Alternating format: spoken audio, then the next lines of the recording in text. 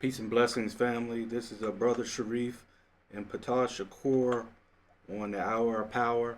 We have a very special guest from Durham, North Carolina tonight, a good brother of mine, Minister Paul Scott. We'll start out with our universal prayer, nugget of truth, and then we'll get right into this much anticipated interview. And I appreciate the brother for being flexible because we were supposed to have him on next week, but our guest from this week wasn't able to make it. But like I said, I couldn't think of a better guest to start off Black History Month on the Hour of Power with this powerful brother here. So, in the name of God, the gracious, the merciful, we give him praise and thanks for his mercy and his goodness to the human family. If all the trees upon the earth were pens to write with, and if all the oceans were ink, and then another 7 oceans add to its supply, the writing would still not be enough to explain the glory of God, for he's the gracious, the merciful. And even if I lived to be 1,000, it would still not be enough to thank God for his many blessings and gifts. We thank God for the Metsunet, or oracle scriptures and writings that came on the continent of Africa thousands of years before any organized religion. We thank God for Moses in the Torah, Jesus in the Gospel, and Muhammad with the Quran. I greet everyone in words of peace. To my Christian family, praise the Lord. To my Muslim family, assalamu alaikum. To my Hebrew Israelite family, shalom. To my Black conscious family, hotep. To my Native American family, halito. And to my people in the streets, what's good to you? It all means peace. We always start out the Hour of Power with a nugget of truth. And the nugget of truth is just us explaining our history since it's not being properly and fully explained in learning institutions. Real quick, this week's nugget of truth is about a man that hardly no one knows about, but they've heard his work through this wicked thievery movie called The Lion King. It's about a man by the name of Solomon Linda. He was born in Africa, South Africa, in 1909. He was a music producer, a composer, and he came out with a song called Mamumbe. And in the African language, Mamumbe means when the lions sleep. The Disney movie came out with The Lion King and stole his song, The Lions Sleep at Night. Did you hear me? Solomon Linda came out with this song in the 1900s. I forget the exact year, but it was in the early 1900s. It was called Mamumbe, and that means when the lions sleep. And then the Disney movie came out with The Lion King and stole his theme song with The Lions Sleep at Night. All you got to do is Google this brother's name, Solomon Linda. And not too long ago, his family sued Disney for the rights of that song, and they won. They won about $15 million, but that's very little compared to the millions and millions of dollars Disney made off of this man's work. Solomon Linda, may he rest in peace, and happy Black History Month. The Black History Month is every day, 365. So without no further ado, not that you need any introduction, but can you introduce yourself to those? And again, thank you for your flexibility, my brother. Brother, it's an honor to be on your program. And my name is Minister Paul Scott, aka the Truth Minister. And I'm Minister of Information of the Durham, North Carolina-based Black Hoody Brigade. Okay. And I've been an activist in Durham, wow, over 30 years, probably about 32 years. And I met Brother Shareef probably about 20 years, 15 years ago, 20 years ago, something like that. When I moved to Durham. And I got to say that his reputation preceded him, because I was doing street work, and this family used to come up, and they used to talk, these young people, they used to talk about Brother Shareef, Brother Shareef, Brother Shareef. Every time they would come on the block, Brother Shareef. So his reputation of working with the youth preceded him before I even met him. No doubt, and I was honored, and it was the reverse, because when I moved to Durham, I didn't have no family. Of course, I didn't know any brothers, at the time, and I was asking people if I want to be, active in the community, not just speaking, because I was working with the rites of passage. Where should I go? It was the same thing. Minister Paul, Minister Paul, Minister Paul. And I was like, well, where is he at? And that was the west side of Durham, right? That was West Side. Yeah, yeah, and that's where we hooked up. And many a Sundays we were on the block, and I was just assisting you with your work. So I was, proud to be in contact with a brother like you because your name was already, out there with doing the real work, not just lectures, the real work. So, how's things going with that, my brother? The work is doing good, brother. I left the West End about 3 years ago almost. And I started, because I was on the West End once a week for about 20 years. But I started having grandchildren. I'm blessed with 2 grandchildren now. So I said it's not enough to just go once a week because basically the West Side has been gentrified at this point. And after 20 years it's gentrified, so I said let me pick an area where there's still work to be done. So since 2022, 2023 really, I've been in Bragtown either 4 days a week or 6 days a week trying to organize the Black Hoody Brigade over there. Still passing out books, still passing out the free Black Hoody Brigade merch, and still teaching on the corner. So the work continues, brother. Right. But Durham isn't much different. No, let me take that back. The difference now between now and when you left Durham is that the shootings and the shooters, the victims and the victimizers are a lot younger, brother. Wow. And instead of being a rare occasion, it's like almost the norm now.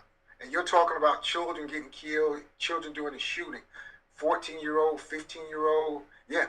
So that's where we are right now in the Bull City, brother. Mm-hmm. And to your knowledge, what are they beefing over? That's a good question. Some of the things are just random. I know one of their children, young men, that 15-year-old, that was tragically murdered about a month ago, the day it snowed down here. People just getting caught up in crossfire. Children are getting caught up in crossfire. 2-year-old, 3 days ago, in the neighborhood I do my work in. An hour and a half before I hit the block, 2-year-old got shot. A 2-year-old? 2-year-old outside playing. Oh, okay. Got shot. Praised the Most High that he survived, and he was released from the hospital I think the next day. But it could have gone the other way, brother. So that's what we're facing in Durham right now. Mm-hmm. And I know, like I do sometimes, I know you go to the city hall meetings there in Durham. What do they say about this, or do they say anything unless you bring it up? No, I mean, they're saying the same thing they've been saying. We need the community to step. See, the problem I have with the Durham police, as well as the city council and elected officials, when things are going great, or crime is down, or violence is down, they pat themselves on the back. They pat the grant money mafia, the nonprofits on the back, who are in their pocket. But when things are going bad, they blame the community. They don't credit us when crime is down, when things are going well. They don't say it's because of the community activists who are out there in the community day in, day out, in these neighborhoods, talking to the youth. They don't credit us then.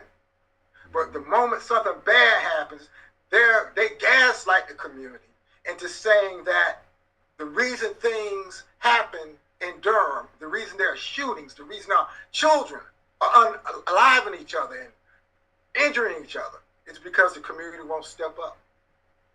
I've been trying since last May, brother, to get the Durham City Council to follow Baltimore. Baltimore, in December 2023, they are suing the ATF because of the Tiahrt Amendment.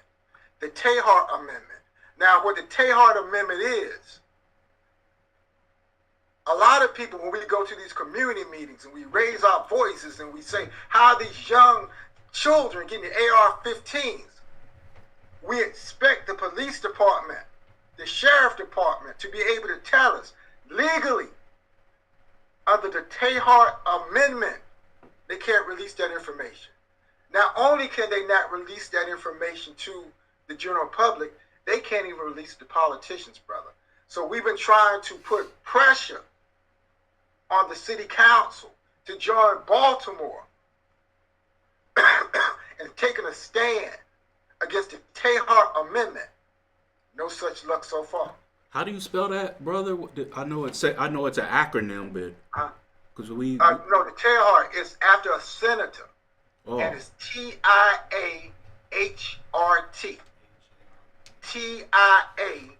Tiahrt is either under Tiahrt Amendment or Tiahrt Rider. Okay. And what that did was, back in 2003, it barred agencies, the police department, the sheriff department, from releasing to the public the origins of where these weapons are coming from. Now, of course, they can tell you, in Durham, they had this line. You ask them where the guns are coming from, where these AR-15s are coming from. They will tell you, parrot the phrase and say that it's because of teenagers, black teenagers, breaking into cars. But when you ask them where were the guns before they got in the car, did they come from a specific store? Did they come from a pawn shop? Did they come from the fairgrounds? Did they come from the yearly gun show? Under the Tiahrt Amendment, they can't tell you. And they can't tell you that they can't tell you. That's what's frustrating, brother. Not only can they not tell you, they've been playing in our faces for years. As mothers are crying, babies are dying, they've been playing in our faces for years when we pose us questions. But when we ask them about Tiahrt Amendment and why can't you fight against that, they act like they don't know until you press them.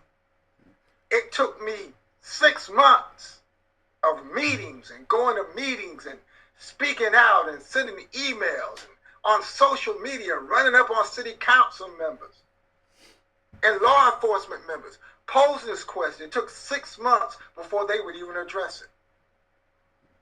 Real quick, brother, this amendment, this Tiahrt Amendment, is that something just in Baltimore, or is that like nationwide? It's a federal law, brother. Oh, it's a federal law. Mm-hmm. And many people don't know about it. Many people don't know about it because, again, they have us going to these meetings and posing these questions thinking we're getting the 100% truth, and they're really trying to stop the guns. Tiahrt Amendment, Google it, Tiahrt, either amendment or rider. Legally, they can't tell you.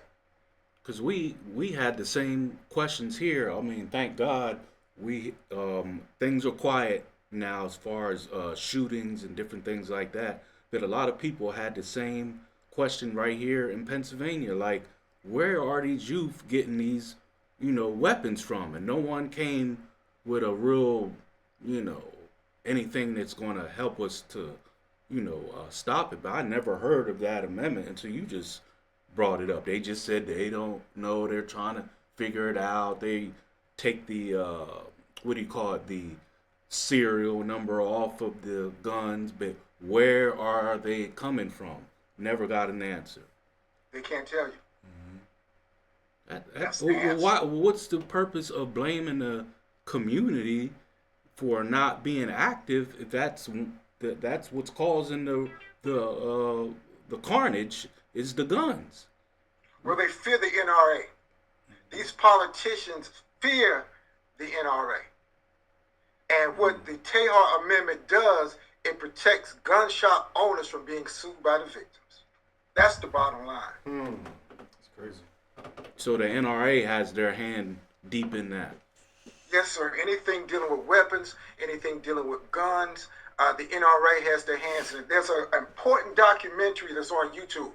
It's called Glock. I think it's called Glock, Well, anyway, it's about the history of Glocks. Everybody should watch that. I think it's called Glock, but it's about the history of the Glock gun and how it was popularized through hip hop and how it was marketed to the black community through hip hop and the movies. It's a very interesting movie. Yeah, I got a Glock 9 and all that stuff. I know what you're saying. Mm-hmm. But they have fortresses around the Glock building that prevent information from getting out. It's heavy, brother. If you look at Glock and their marketing techniques, it's heavy. Also, everybody should watch on Tubi, Coming Up Short, about Shorty from the lynch mob. Shorty, and those of you who are old school hip hop from the early 90s, remember the lynch mob, Ice Cube's group. Shorty from the lynch mob has a documentary on Tubi called Coming Up Short. And it talks about what we're talking about. It talks about how there is a rumor that has circulated among the elders for the last 30 years or so, that one day in Los Angeles, out of the clear blue sky, 2 truckloads, and some people say train carloads of high-powered weapons just showed up out of the blue and just stood there, just sat there, and people just picked up the guns. That's in the documentary Coming Up Short by Shorty from the lynch mob. But if you think Shorty is lying, if you think he's falsifying, if you think he's perpetrating a fraud, ex-president, former president, Joe Biden said last year, he talked about how on street corners there are trucks pulling up, selling AR-15s to the community. He said in Chicago, he said in New York, he said in these places, there are trucks pulling up on the corner selling AR-15s, but people wrote it off like he was crazy. So if you don't believe the elders, if you don't believe Shorty from the lynch mob, if you don't believe ex-president that just left out of there, Joe Biden. And all that's going to do is inflame the gang activity wherever that area is. If they're dropping off guns, high-powered guns, and then they're going to also, like it's already going on, is terrorize the community in which they live. Indeed. See, most of us have not read that book, Dark Alliance, by Gary Webb, who allegedly shot himself twice in the head. How can you shoot yourself twice in the head? Allegedly. Tell me about that. Yeah. My brother wants you to explain that a little more if you can. Dark Alliance and Gary Webb. Yes, sir. Gary Webb was a reporter for the San Jose Mercury News. And in the 90s, he dropped an earth-shattering revelation, a 5 episode document in the San Jose Mercury News that you cannot even find now. You can't even find it online now. He's the one who broke the Iran-Contra scandal and how the CIA, this isn't allegedly, I don't even have to say allegedly, either knew about it or turned their heads and looked the other way when Rick Ross, and not the singer Rick Ross, not the rapper Rick Ross, but the money Rick Ross, the millionaire Rick Ross, who made millions and maybe close to billions of dollars off the death of our children. When he was involved in the Iran-Contra scandal, and they took money to fund the war in Nicaragua, and they could not go through the normal channels to raise money. So what they did was either they were implicit or they, through benign neglect, they looked the other way, allowed cocaine and crack and guns to be sold in South Central Los Angeles. Go back and watch the show Snowfall. Snowfall, that's what it's about. It's a fictional story. It's on FX in demand. Okay. And I think it's on Hulu as well. Maybe Netflix. Snowfall, that's what they were talking about, brother. It's a fictitious story, but it's based on the Iran-Contra scandal and the CIA crack connection. And if I may add, Freeway Rick Ross, he got his name Freeway because he was picking up the drugs on Highway 10, which is the freeway there in South Central Los Angeles, and he was making up to 1 to 2 million, like you said, a week. Had his family members and people from different people from the community, commercial sized stoves, going into crack houses, prostitution. He was doing it all. He's supposedly America's first major crack cocaine drug dealer hired by United States. And we're talking about 83, 84 this went down. Mm-hmm. And that book, Dark Alliance, if you look on Amazon and other places, that book is about $300 or $400 now used. Yeah. I luckily got mine for $50 when it first came out, and I still have it, and it is my point of reference when I explain drug activity and the origin of it to different youth. But I bet you, what I want to segue into next, if I was to try to bring that book to a school, it was going to be problems. You had a problem with you giving a lecture to youth. Can you explain that to us? Yeah, I was invited 2 days ago to go not into the classrooms, but to go to a Black History program. I guess it was a PTA type Black History program at the end of the month. I said the age group was, I think, young children. I said, well, I really don't have that many books because I give out free books in the community. I really don't have any books for little young children. Let me do this. Let me do a lecture or do a presentation to the parents and let them know the need for teaching Black history. Let them know why it's necessary for us to teach it in our homes. And I'll bring some books and we can have that discussion. This today, I get a message from the teacher who invited me, who said that the powers that be at the school, the powers that be at the school want to know what books I'm bringing. If they're appropriate, not to teach to second, third graders, brother, but to teach, give to the parents or to talk about to the parents. They want to know if it's appropriate. So my question is, what about Black history would not be appropriate? What is that big secret about Black history where even raise a red flag? That thing that is not appropriate. We have all kinds of books being taught, all kinds of people coming to our schools talking about gender roles and other things, and nobody speaks out against it, and everybody goes along with it because if you speak out against it, you'll be canceled. But the moment you start talking about Black history, now it becomes a problem. Now it becomes an issue, and you want to regulate and censor what is being taught. You let everything else fly. But when it comes to Black history, now it's an issue. So that just happened today, brother. That's happening in real time. Mm-hmm. And I think you had told me earlier you declined to go, right? Yeah, in respect to the teacher, I did not want to put the teacher on the spot. Mm-hmm. I can't pay anybody's bill. So I said, I'm good because I teach on the streets. I teach in the hood. I'm good with that. I'm comfortable with that. And you ask me. I mean, I've been kicked out of better establishments than this one. Mm-hmm. I mean, what were they afraid I was going to talk about? Lies my teacher told me? By James Lowen? Lies my teacher told me. Yep, that's a problem. Yeah, I guess. I didn't even mention it. Because really, brother, people like you and I, we don't even have to use a book. We could come extemporaneously off the top of the dome and teach. I don't even have to bring a book. So I don't know what subjective way they would determine about what's appropriate and what's not appropriate. Who makes that decision?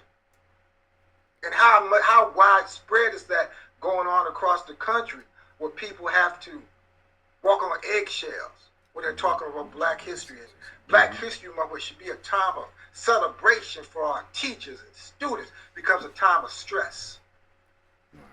And it's just going to get worse in 2025 because you've already heard the president talk about he wants to get rid of the Department of Education, which is going to put all the power back in the hands of the state and local government. And we're not organized. We're not organized.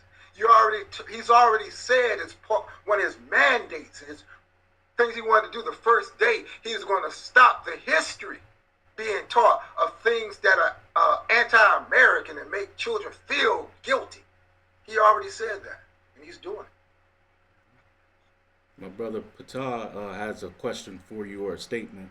Well, I just want to make a mere mention. Everybody who's watching this right now, this is going out live on the White Rose Community Channel 16 and Channel 18 as well. This is going out on Facebook. We got quite a few comments that we have on the section there, but we're going to get to that in a moment. But this is a live call-in show. If you want to call in, we have the Minister Paul Scott from Durham, North Carolina with the Black Hoody Brigade. Is doing some wonderful teaching. I'm learning quite a bit. I'm taking copious notes over here with these wonderful books. In celebration of Black History Month, we want to make sure that we tell our narrative and tell our story. So if you want to join into the conversation, go ahead and call in 717-846-5067 or go ahead and make some comments on the Facebook, and we're going to be monitoring those comments as well. That was about it. Okay. And I want to know what's the name of the author of that Lies My Teacher Told Me so I can put it in the heading. It's a white gentleman, James Lowen, Lowen. Lowen. All right, thank you, sir. James. I'm sorry, Loewen. I'm sorry, Loewen. Got you. Thank you. And this book is so readily available. I've probably given out 20 or 30 on the streets of Durham. This book is so readily available that I get them from a used bookstore for 75 cents a piece and just give them out free on the street. And this thing with President Trump and even before him, it's been a long time coming. I remember when I gave a lecture there, not in Durham, but in, I think it was Goldsboro, North Carolina, with a 21st century program. And every lecture I used to do, I always had a book to back up, what I was saying, even though you had shared, we do this. This is part of our DNA.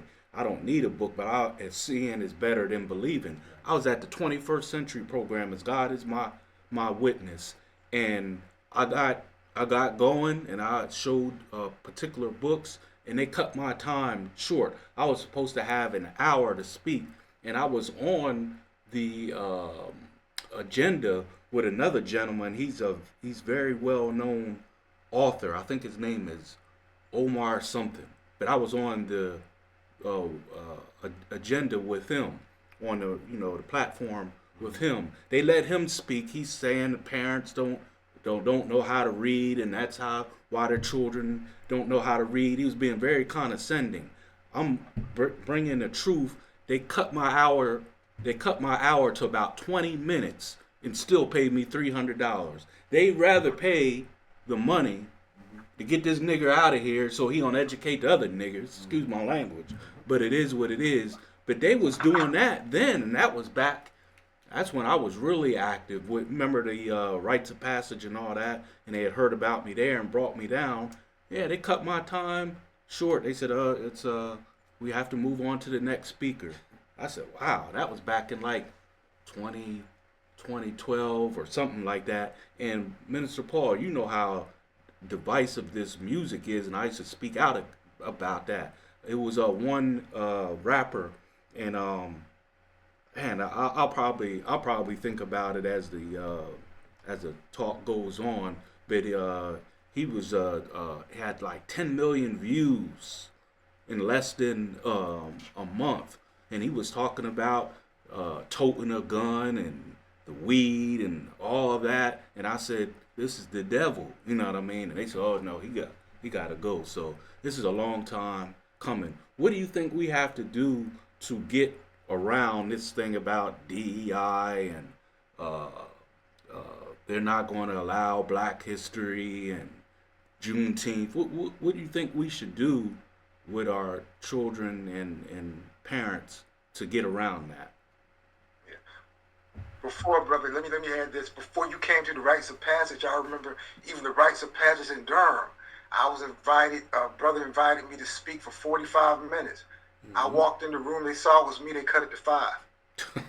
Wow. That's a high I believe it. They got rid of me, but that's another talk. They cut it. As soon as I walked into the room, brother, it went from 45 minutes to 5. You got 5 minutes. What can you talk about? Rites of passage in Durham, North Carolina. Yeah, I know. But anyway, the DE, what I think about the DEI is we have to research affirmative action. Now, the name of the author escapes me, but it's on my shelf somewhere. There's a book called When Affirmative Action Was White.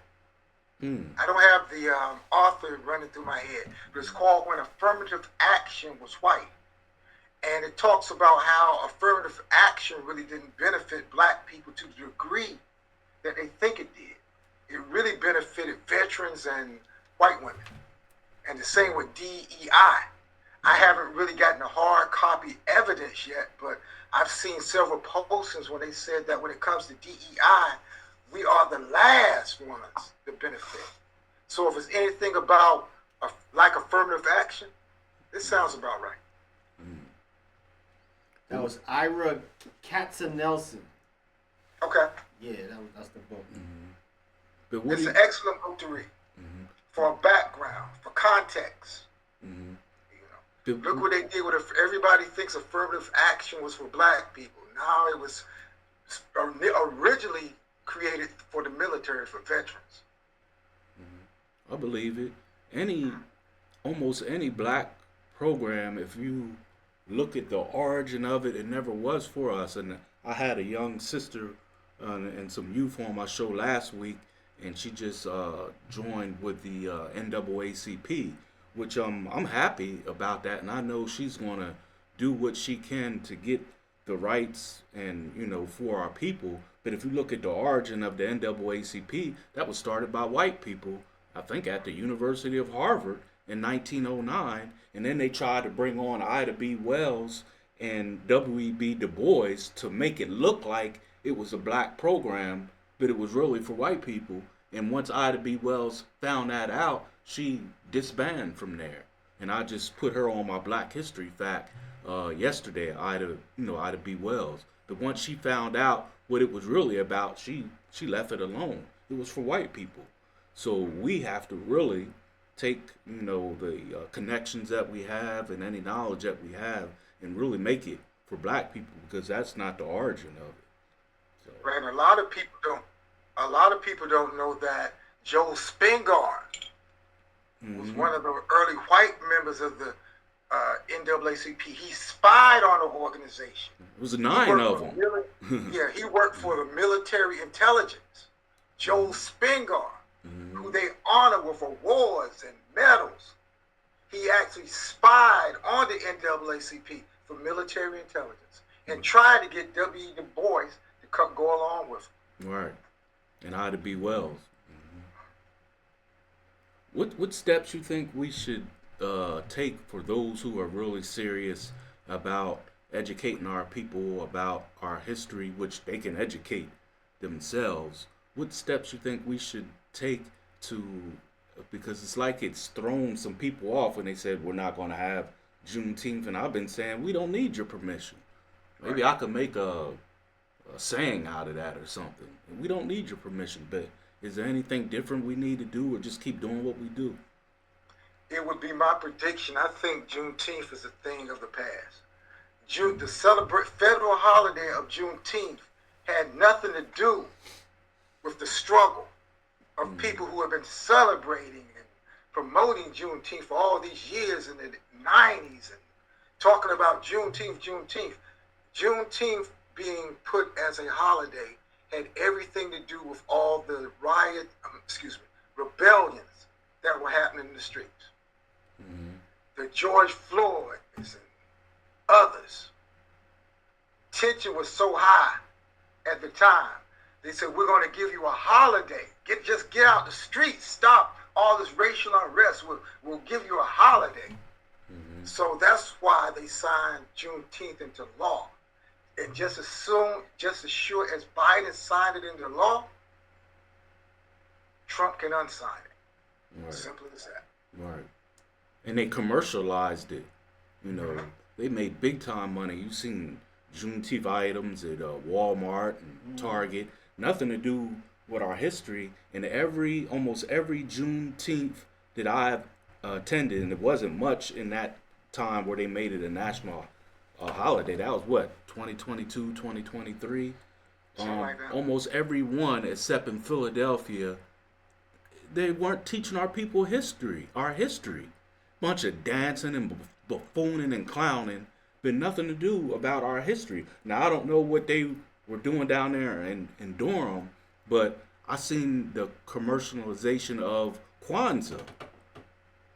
I'm not bragging, but I've been told by many people when I gave the keynote address at Kwanzaa at what's the name of the place, brother? At Hayti, they stopped letting people do public speeches after I did that. In 2012, I was told by people they have not let anyone give no keynote address. Everything is entertainment. Because I was talking about hip hop and all that then, and I told the parents, do not let your children. Man, I gotta find that song, because it was very popular to the youth there, and I talked about that song, but it was glamorizing drugs and sex and riding around with Glocks. I'm gonna find that song. Let me drop some history on people, because you might have forgotten when Rick Ross made that song about, I can't say the word because it'll get bleak, but taking advantage of a young lady because of Molly. Mm-hmm. He made that song. You contacted me about that. Yeah, it was a song he made about putting that. She didn't know it. You can say that. It was called "She Didn't Even Know It." Yeah, and putting something a woman's drinking, taking advantage, sexually abusing. I can say that, sexually abusing her. That was Brother Shareef that really did the research on that. I remember that night. We were on a conference call. Rosa Clemente had challenged the men in the community to stand up. I had Paradise from X-Clan, from the hip-hop group X-Clan. He was on the line. Yes. I pulled Brother Shareef. I said, Brother Shareef, you are the go-to person when it comes to this kind of stuff, about these psychedelic drugs. So you did the research, so people don't know. We had a group called the Original Militant Mind Militia. And for a whole year, we just disrupted and dismantled the industry. Some stuff I still can't talk about to this day. But we did that for a year. Brother Shareef was the one who shut down Rick Ross because of that Molly thing. That was Shareef. Well, you had that militant mind militia, and you was bringing different brothers together from different areas that will speak up, for our people, but with facts. We weren't just being mad and angry and emotional. With that militant mind militia, you had different brothers, and sisters too. And Come sisters. on, yeah, And sisters. Sisters lead Because the way, it was man. It was the sisters who shut down Juicy J when Juicy J wanted to give that scholarship for twerking. It was the sisters of the militant mind militia that said, oh no. Oh no. So they wound up and it made national headlines. It was the sisters of the militant mind militia that did that. And you could go back and research it. It was well covered. And so they wound up giving it flipped it. They had all these sisters in all these colleges twerking. And they wound up, because of the pressure that the sisters of the militant mind militia put on Juicy J, they wound up giving it to the sister who didn't twerk. Durham is a powerhouse if people don't know. Another thing that I researched that we had some influence on, the Red Cross came out with an ad years ago, and it's supposed to be an ad about pool safety. Follow me on this. When they had the ad with pool safety, all the black children at the pool were doing the wrong thing, and they put an arrow on them. And then they said, these are the things that you're supposed to do it at the pool. All the white children were doing the right thing. You follow me? You could look it up right now in Google racist uh, Red Cross ad, and it was brothers and sisters from Durham and other people I contacted put it heat on them, and they removed it. But hardly no one knows about it because Red Cross is the angel of whatever. But if you Google Red Cross, racist Red Cross pool ad, like I said, all the wrong things the black children were doing, and they put a red arrow on them. All the right things, walking on the side, not pushing anyone in the pool. The white children were doing the right thing. And I even contacted them and said, is this coincidental that all the black children are doing? Oh, no, you're looking at it wrong, sir, and this, and that. And then other people started calling in, and then they removed it. So I'm gonna put that on Facebook too. It's still that's Black History, brother. You need to. Yes, indeed. Yep. Because there's this thing that when nobody's doing anything and nobody's standing up, real revolutionaries move in silence. Right. Real revolutionaries move in silence. We just do what we do and keep moving. So much work to do. We ain't got time to beat our chests. Because Brother Tiahrt, who used to be a Black Panther, used to hang around the No Bookstore. Shout out to Dr. Bruce in the No Bookstore. He trained a lot of our brothers and sisters in Durham. And one thing he always said was, keep your head below the radar. Keep your head low.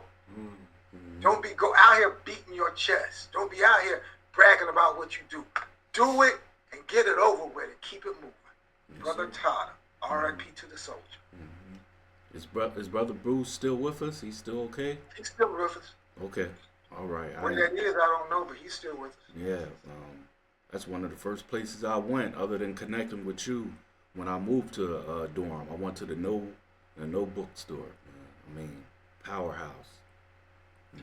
We were fortunate and blessed in Durham, thanks to Dr. Bruce Bridges.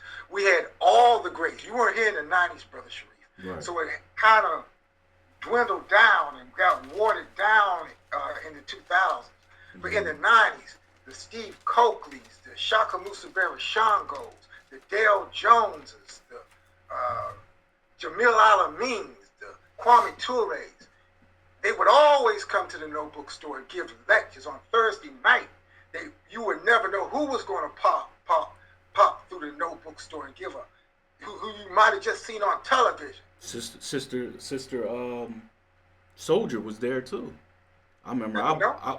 Yeah, it was like standing room only. One time, wow. When I first got there. I heard it Central. I think it must have been during the same period. Yeah, it was standing room only in there. I think it wasn't too long after the sisters supposedly made allegations that these white boys at Duke, the lacrosse team, had, we can't say that word, but violated her. And she just came out recently and said she lied. Did you hear about that, brother? Yeah. Yeah. Unfortunate, but it was around that time. So. Well, I just want to chime in. That's somebody. Go ahead, brother. No, I just want to chime in and just kind of give you your flowers, because this is totally what we kind of chime in here so you can see what I'm looking like. Peace to you, God. As far as doing what you're doing on the street level, as far as educating our people, that's the hill that I die on. It's more of us that are awakening right now. So I just wanted to salute you and individuals there in Durham. It seemed like we might have to take a little trip down there and kind of get some of that energy and deposit some of that up in here as well. Because what we're trying to do with this particular program, and for everybody who's watching on Facebook and White Rose Community Television, this is a movement.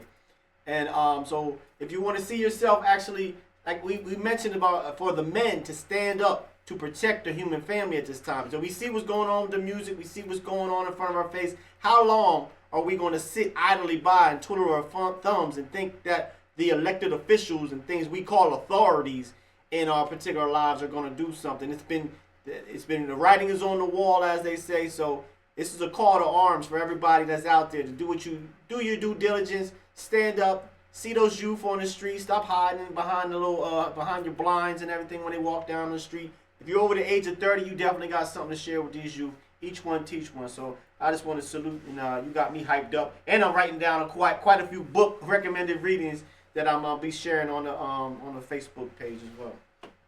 Thank you, brother. Brother Shareef, and appreciate that, brother. Give thanks. Yes, Brother sir. Shareef, you asked me a question that I didn't answer. You said, what can we be doing right now? Yeah, to keep getting the word out there. Right. But the Black Hoody Brigade is, we kept it real simple. All we do is spread knowledge. Our motto is spreading with, knowledge is a weapon. We just have a 4-step program. Get a book. First step 1, get a book. Step 2, study that book. Step 3, teach what you learned in that book to somebody else. And step 4, get another book and repeat the process. Because a lot of times, brothers like you and I, and a few others, we have read hundreds and sometimes thousands of books in our lifetime. And people get intimidated and say, well, brother, I haven't read 100 books. I don't know that much about Black history. We say one person, one book at a time. Go get Miseducation Negro. Study that first and foremost. Teach that to somebody who doesn't know the information. Then go pick up the autobiography of Malcolm X. Study that. Teach that information to somebody that doesn't know. Then pick up Anthony Broader's book, Nile Valley Contribution to Civilization. Study that book. Then teach somebody who doesn't know. Then repeat the process. One person, one book at a time. But brother, you said that coming to Durham for inspiration. Let me be honest with you. Brother Shareef, you can it's no secret. You can bear witness to that. Any city you go to, you're going to have a handful of people. You're going to have a handful of people. You're going to have a handful that go to the lectures, and even a smaller percentage that are out there doing the work. I mean, if you come to Durham during Kwanzaa, Juneteenth, and Black August, people who have literally come and said, I want to move here. This is beautiful. All these black people, there got to be some activism going on. But the moment those programs are over, you're left with the same handful of people doing the work. Okay. And I think that's every city in America. You think even New York and other places, you think they have a big following, but percentage-wise, you're looking at a small group of people who are actually doing the work, any city you go to. So it always starts at home. I practice something called Pan-hoodism. Pan-hoodism. And Pan-hoodism teaches that the key to uniting all African people globally starts in your own hood. I like that. How can we talk about uniting Africa and Pan-Africanism and uniting black people across the diaspora when their children and 2-year-olds getting shot and 15-year-olds getting unalived 2 blocks down the street? Starts at home. Certainly We does. can't deflect and say, well, I'm going to deal with Africa. And nah. Starts at home, brothers. Starts at home. I mean, you have, it seems like it's dying down a little bit, but maybe that'll force us to do some work. But it seems like all these lectures, that was pretty heavy when I was still there in Durham, and we ain't gonna name drop on that. But like you said, you got to take care of your own hood before you travel somewhere, trying to take care or give advice about someone else's hood, So I'm doing, what I can to, use technology like this. We're so honored to have someone like you fit to work. Starts in your hood, my hood, or whoever else. All this traveling, I mean, it's so much work to be done because I always said that either we're destined to fail or it's a design for us to fail.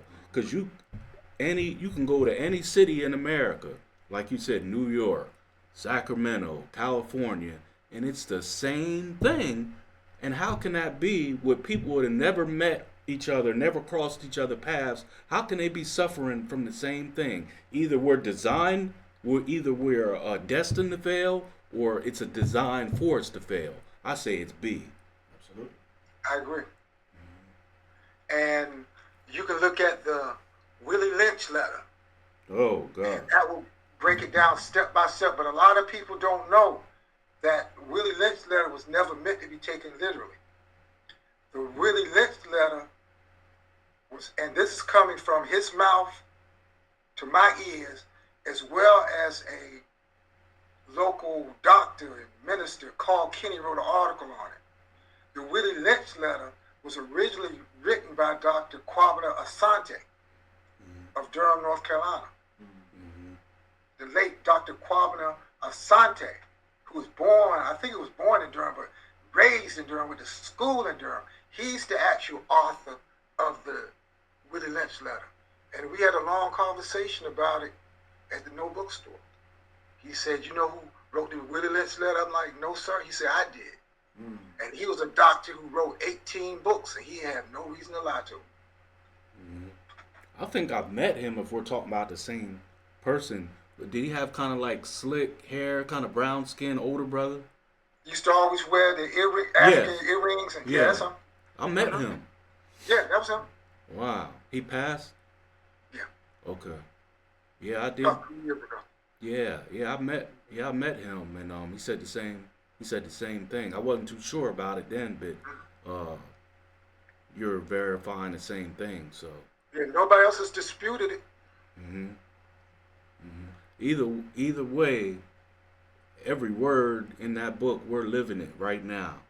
Especially the back part where he talked about the shopping and all that's different, different things that that we're going through. It's 100% true. Whether someone believes it's true and who the author is, I ain't worried about the author. I'm worried about the validity of it and the implementation of it. It's but there's point so on, much man. I'm sorry, go ahead, brother. I say it's point on. Yeah, go ahead, brother. Yeah. But there's so much truth that's out there that's verifiable. Who was that senator? Barry, I think it was. He said that the only thing left for us to do is prevent all light from getting into the mind of the slave. That's history. That's a historical record, which is not much different than what the Willie Lynch letter talked about. So it's based on whether it's true or not. It's still based on facts and how they took our people. They didn't first bring them to America. No, they took them to the Caribbean and the West Indies, and they put them through a seasoning process. Yes, sir. Took their manhood and womanhood and broke them down. They want to know how in Africa we went from being kings and queens. Everybody wasn't a king and queen, but how we went from that civilized nature to where we are today when Glorilla and that rapper OMB, going to hip hop, Brother Shareef, they have a remix out that just came out last month where the young brother talks about he hates so-and-so baby mom and hope her baby's born dead. That's in a song that's being played on the radio right now. Talking about wishing a black baby was born dead. And the chorus is murder, murder, kill, kill. Dang. But we wonder why that happens. That goes all the way back to that Willie Lynch technology, so as they say, that was played on us. And our goal that brothers like you all and I'm trying to do, Black Hoody Brigade, brothers and sisters, we're trying to do is to stop what Bobby E. Wright called menticide. We talked about Sister Soldier earlier. The reason why Sister Soldier, Bill Clinton, slicked with Willie, the reason why he crushed her career back in 1992 was because she quoted from Dr. Bobby E. Wright in his book, what's the name of that book? The book by Dr. Bobby Wright, it'll come to me later. Psychopathic Racial Personality. Sister Soldier quoted from that book by the late Dr. Bobby E. Wright. And that's why she only had one album. That's why she had to that's why she had to start writing romance novels. Because Bill Clinton went on a Jesse Jackson Rainbow Coalition forum and blasted the sister. That's why even today in Washington, in political circles, they've called it a Sister Soldier moment. They killed her rap career. She only has 360 degrees of power that you can look it up on YouTube, but you probably can't even find it hardly anymore. That was Bill Clinton that did that to Sister Soldier. He wanted to prove that he was not a wild leftist, and he was a moderate, and he could pull the right wing and get their vote. So in order to do that, he crushed the career of our Sister Soldier. So the book ban and knowledge been going on. It's been going on since the 90s. You had debates between Dr. Ben and people like Mary Lefkowitz, who wrote the book Not Out of Africa, and others. You had these debates by Malifia Sante, who's up your way, I believe, and Asa Hilliard. They were fighting tooth and nail to defend and define what is Black history. And we have yet to, in 2025, clearly define what is Black history. What are you afraid of? People say, well, I'm afraid of talking about slavery, but are they afraid of the children learning about slavery? Are they afraid of the children learning about Kemet, the Kushite Empire, Ghana, Mana, Songhay, and the Library of Timbuktu?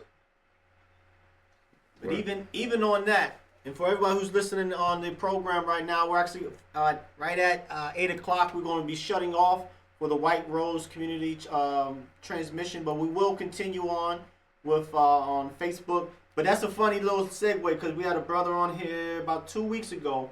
I had this wonderful book that I'm holding up on the screen here. It's called Ancestral Bloodline, The Black Crown.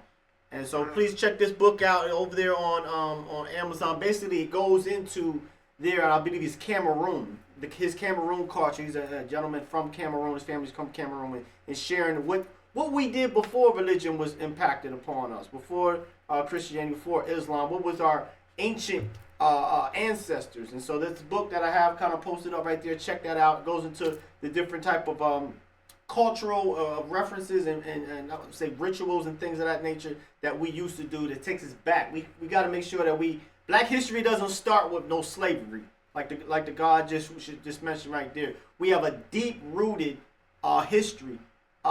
Beautiful cities like Timbuktu, libraries like Alexandria. We had individuals from Europeans worldwide used to sit at the feet of the dark brown skinned gods and actually orate and share these high degree of knowledge that was given to Socrates and Plato and all those individuals that we hold on these high type of pedestals. However, this is high time. The comments is really jumping right now.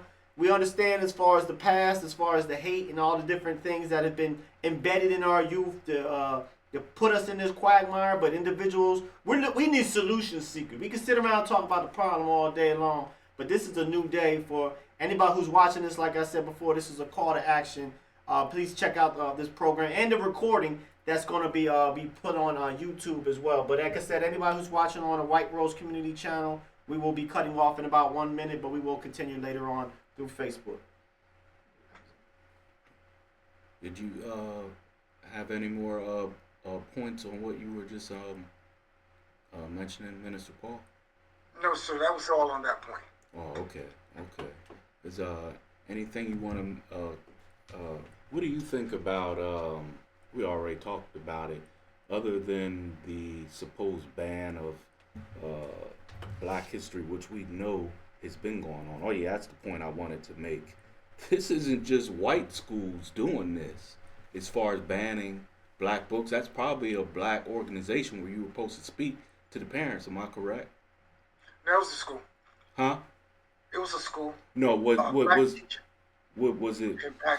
it Black populated? I mean, no. Not in this case. I can't put that on in this case. Oh, okay. Well, I can attest to that. A lot of this ban of Black books and knowledge just isn't white institutions and white schools. A lot of this is going on with Black schools, or those who attended. Is the demographics are Black and the teachers are Black.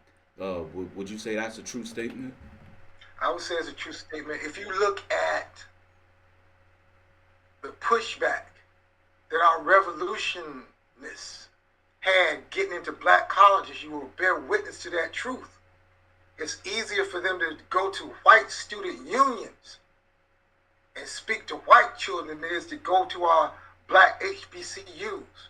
Our black HBCUs will bring in little baby and the baby and little this and little that. Rappers doing homecoming.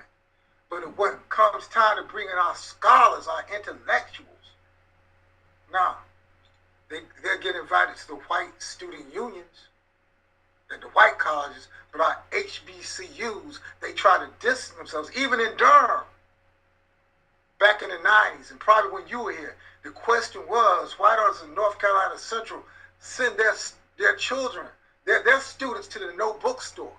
That was a running question we had. And we could connect the intelligentsia at the schools with the intelligentsia in the African-centered community. That's a question that's yet to be answered. Mm-hmm. And I'm a quote-unquote victim of that. I used to be the instructor for the rites of passage right at North Carolina Central University, and they removed me from there because they said I was talking about too many controversial things, and I was their instructor at least for 3-4 years at least, and yeah, they removed me and made sure I didn't come back, you know. And our brother Akiba Bird, he helped me to get in that position. He backed me up.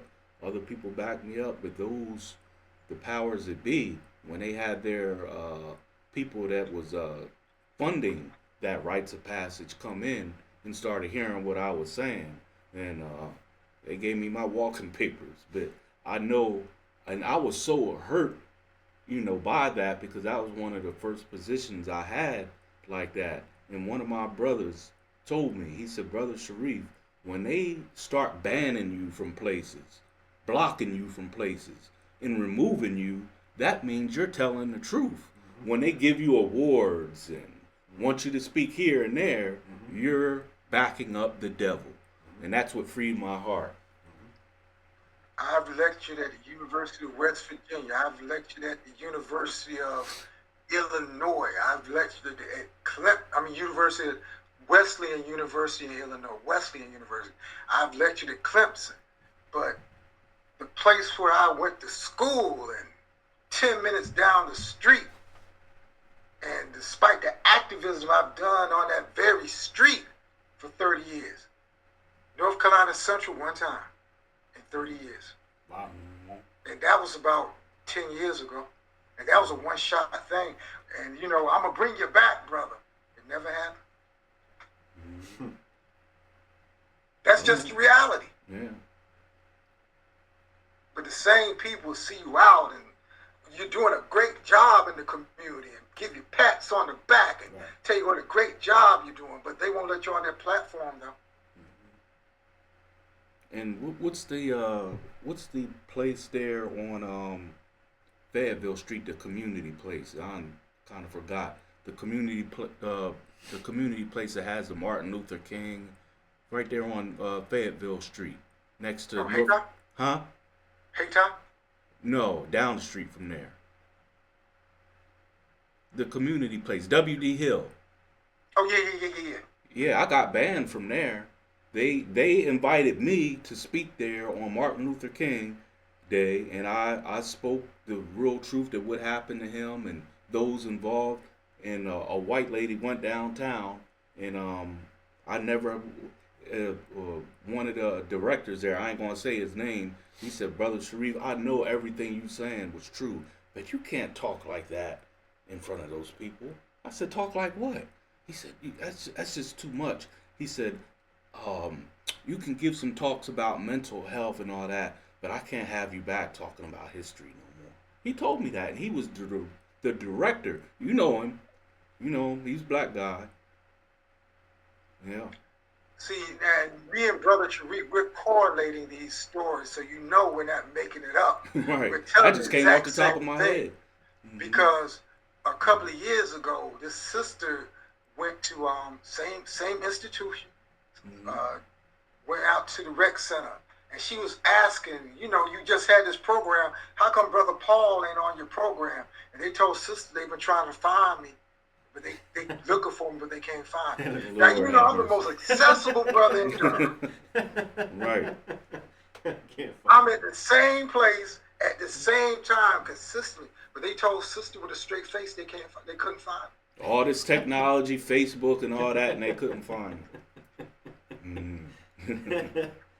Yeah, yeah. Our own people. I hate to use that phrase. Our own people are our worst enemy, because I kind of have a problem with that statement, because if you really look at it, how can we be our own worst enemy when we don't control the education system, we don't control the medical system, political system, we don't run anything. So how, or finances, so how can we be our own worst enemy when we don't run anything? We are complicit. Absolutely. But actually being our own worst enemy, I have a problem with that statement. But with us being more accessible to different positions now, it makes me wonder sometimes. But we still have to remember who is making the real shots in this country. And until we have our own, I don't know. They say the greatest trick the devil ever told is convincing the world he didn't exist. So Yeah. by doing that, you all the your own worst enemy. Right. Yes. Mm-hmm. It's time out for all that. From Outkast. Andre 3000 from Outkast made this analogy. I think in the song Black Ice, if I'm not mistaken, he said that despite, to paraphrase, despite what they say about black people and what the wrong we do, the even lower levels you can go. Take people in the sun, put them in the land of snow. The even lower levels. Yes, sir. Yes, we got problems in the black community. Yes, we have children, unalive children, but there are even lower levels you can go. Take people of the sun and put them in the land of snow. Andre 3000, 3 stacks. Also read the book, The Iceman Inheritance. Iceman Heritage? Say that again? The Iceman Inheritance.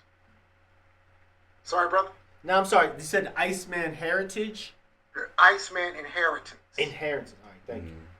It talks about the the origin of Western man's aggression, and it goes all the way back to with the Ice Age or whatever. Yeah.